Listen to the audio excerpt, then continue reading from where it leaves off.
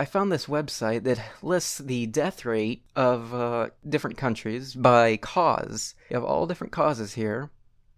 And if you go down to malnutrition, you see some interesting data.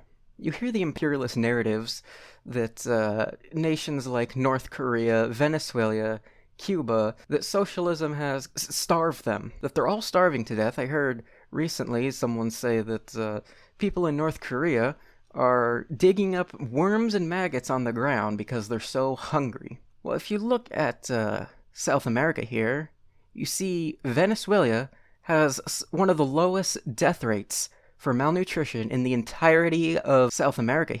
Green being higher, purple being lower. So gray and purple would be a low death rate for malnutrition. And you look over here in Cuba, 0.27.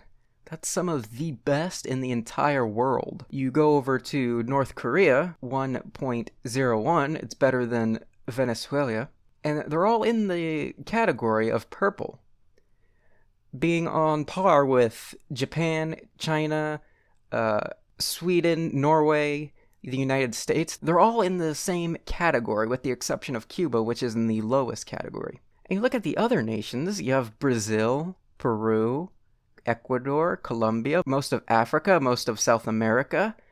You're more likely to starve to death in those nations than in Cuba, Venezuela, or North Korea. We have France, Norway. Like, you look at Norway, it's nearly on par with North Korea.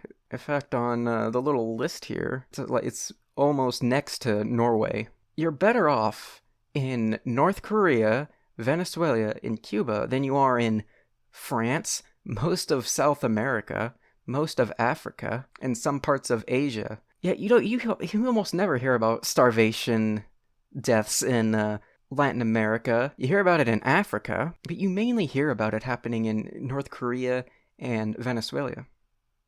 You never hear about it in France. South America is downplayed. These parts of Asia aren't really talked about much. India, they mainly focus on countries like North Korea, Cuba, Venezuela, and Africa. Those are what the starvation deaths that you hear about.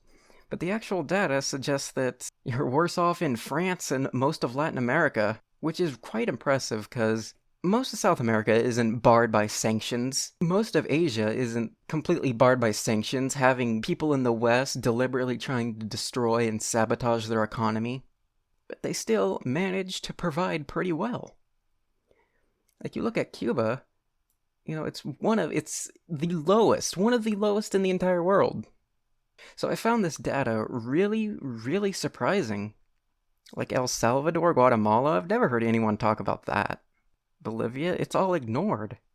So you really, really shouldn't trust the imperialist narratives on these types of things.